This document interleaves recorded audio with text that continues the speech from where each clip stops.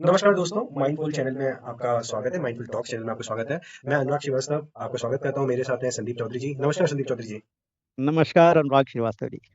दोस्तों ये चैनल हम बहुत सालों से सोच रहे थे इसके बारे में। हमने सोचा था कि हमारी जो स्पिरिचुअल जर्नी है हम उसको आप लोगों के साथ साझा करें। हमारे जो एक्सपीरियंसेस हैं जब से हम स्पिरिचुअली और आध्यात्मिक रास्ते पे चले हैं भगवान की कृपा से, तब से हमने बहुत सारी चीज़ों को एक्सपीरियंस किया है। हम दोनों ने मिलकर किया है। हम दोनों की ये जर्नी साथ ही शुरू हुई थी। तो छोटा सा मैं अपना इंट्रो के साथ शुरुआत करना चाहूँगा। मैं अभी बैंगलोर में हूँ। मैं एक कॉर्पोरेट कंपनी में काम कर रहा हूँ। साथ के साथ जब भी हमें टाइम मिलता है हम जनरली स्पिरिचुअल स्पिरिचुअल टॉक्स करते हैं।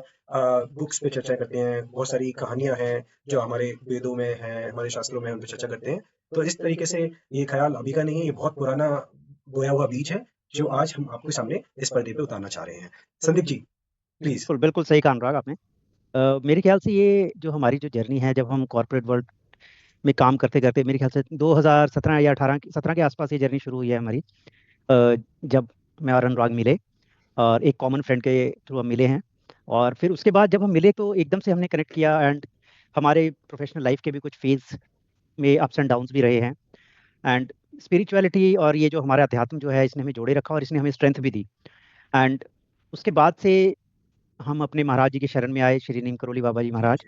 और वहाँ से हमारी जो जिंदगी जो बदली है एकदम, वो हम कभी समय रहेगा आगे के तो हम साझा करेंगे आप लोगों बिल्कुल। से कि हमारे जीवन के वो जो एक्सपीरियंसेस हैं। तो एक छोटी सी पहल है माइंडफुल टॉक्स।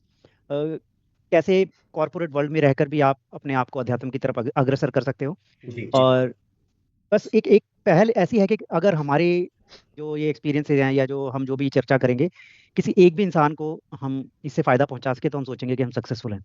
जी, जी, बिल्कुल, ऐसा ही हम दोनों का ऐसा ही ख़्याल है।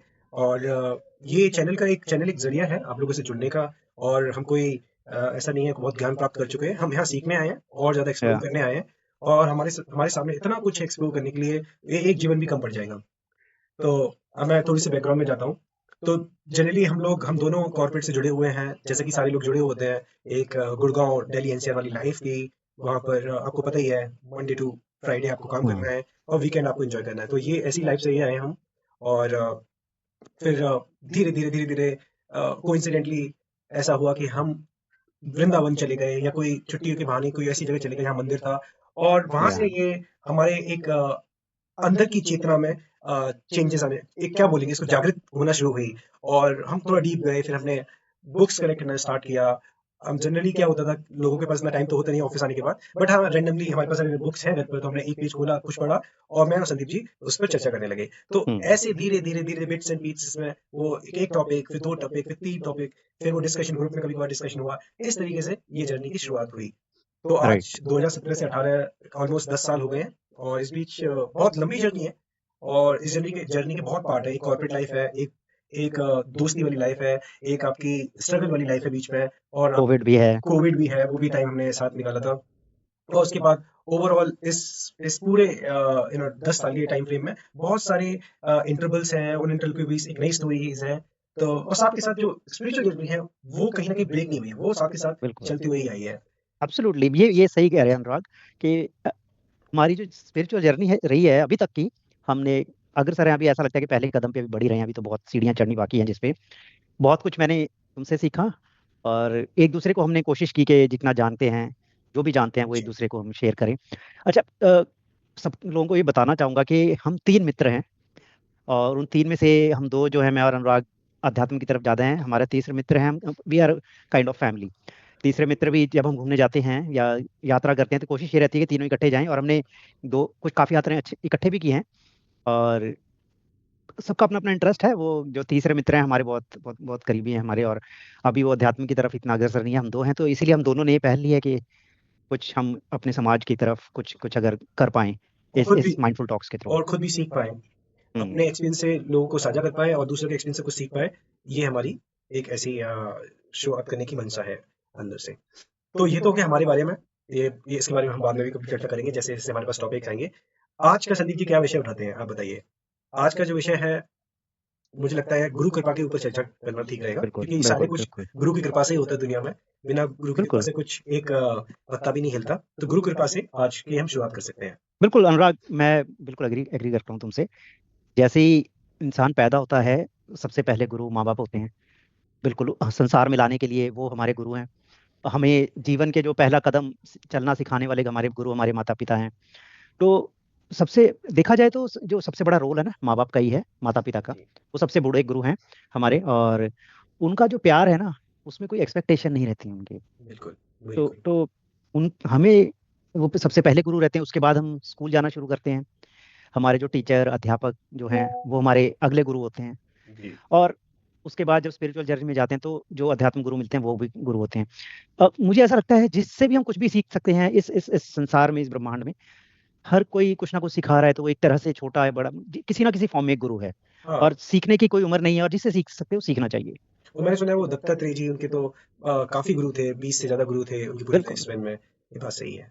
हाँ। तो संदीप जी, मेरे सामने जनरली मैं जब sorry guys viewers for my I have bad throat and running nose, but generally जब मैं डिस्कस करता हूँ अपने ग्रुप में अपने साथी मित्रों के साथ, तो अगर आप कोई भी मेडिटेशन करते हैं या कोई भी आप क्रिया सीखते हैं, तो उसमें गुरु का कितना महत्व है?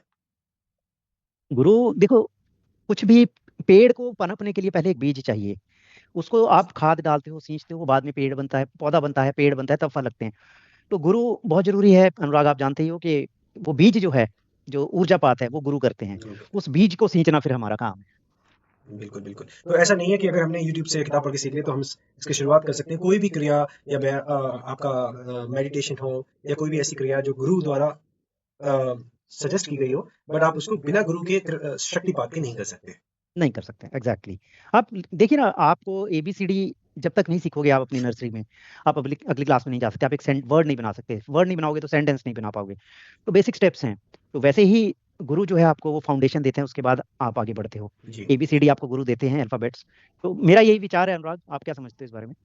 जी, मैं भी यही इसी बात से सहमत हूँ कि बिना गुरु की कृपा के कुछ हो ही नहीं सकता। और जब तक गुरु के द्वारा जो शक्तिपात नहीं किया जाएगा, वो एनर्जी आपके अंदर ट्रांसफर नहीं की जाएगी, उस एनर्जी को एक छोटी सी बैटरी को से आप उसमें इलेक्ट्रिसिटी नहीं डाल सकते, राइट? इलेक्ट्रिसिटी, एक मेरा एग्जांपल गलत हो सकता है साइंस में अगर जाएंगे, बट कहने का मतलब ये वो चिंगारी गुरु ही देंगे, फिर आप उसको ज्वाला गुरु ही में देंगे।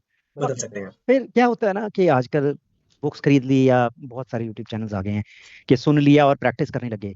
अब मेरे ख्याल से वैसा नहीं करना चाहिए, क्योंकि एक एक सीक्वेंशियल वे में, एक कंट्रोल तरीके से जो गुरु आपको उस बिल्कुल, रास्ते पे ले जा सकता है, आप खुद से करोगे तो आप गलत करोगे, आप अनकंट्रोल्ड भी हो सकती है एनर्जी। और वो अनकंट्रोल्ड एनर्जी आपको शारीरिक तौर पे और मानसिक तौर पे अफेक्ट कर सकती है। तो बिना गुरु के ये सब चीजें ना करें तो ज्यादा अच्छा है। बिल्कुल। ये इसी तरह का एक एग्जांपल हो गया, अगर घर में हमने कोई बिजली के तारों में एक कनेक्शन भी गलत कर दिया, तो पता नहीं कितने हाँ, आइटम आपके चलना बंद हो जाएंगे। बिल्कुल तो बिल्कुल। बिल्कुल तो सही। तो शारीरिक और मानसिक दोनों रूप से ये अच्छा नहीं है। आपकी हाँ, मानसिक रूप से भी आप इसमें तनावग्रस्त या कोई ऐसी बीमारियों का आप पा सकते हैं, जो कि सही नहीं होगा बिना गुरु कृपा के इसमें जाना।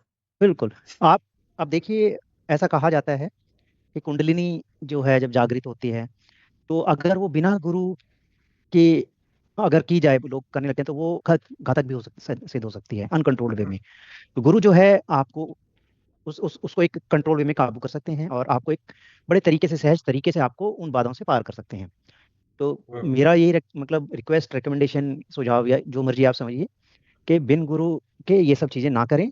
और हो सके तो एक को गुरु बनाइए, अपनी दीक्षा लीजिए, और उसके बाद इसको प्रैक्टिस करिए घर पे। जरूरी नहीं है कि आपको किसी जंगल में जाके बिल्कुल, बैठना है। बिल्कुल। आप अपना एक बार दीक्षा मिल गया, आप घर पे बैठकर एकांत में अपना करिए इसको डेली। 5 मिनट से शुरुआत करिए, धीरे धीरे धीरे धीरे 10 मिनट होगा, 15 मिनट होगा। तो इसके लिए कोई ऐसा नहीं है कि आपको बहुत ज्यादा कष्ट सहने की जरूरत है, बस रेगुलर प्रैक्टिस, नियम। जी, जी। जी, बिल्कुल, बिल्कुल। मैं अपने व्यूअरों के लिए बताना चाहता हूँ कि संदीप जी इंडिया से नहीं, संदीप जी मलेशिया में हैं, और हम लोग टीम्स कॉल के थ्रू जुड़े हुए हैं। तो अगर हम बाई चांस ये मलेशिया अभी देख रहे आप हमारे कमेंट सेक्शन में आप लिख सकते हैं, हम कोशिश करेंगे हैं। कि उनके आंसर हम कर सकें सवालों के, जितना हमें लिमिटेड ज्ञान है। और कोशिश करेंगे जितनी हमने किताबें, ग्रंथ, या जो भी पढ़ा है उसके द्वारा हम उन उतना सवालों का उत्तर दे पाएं। चर्चा करेंगे।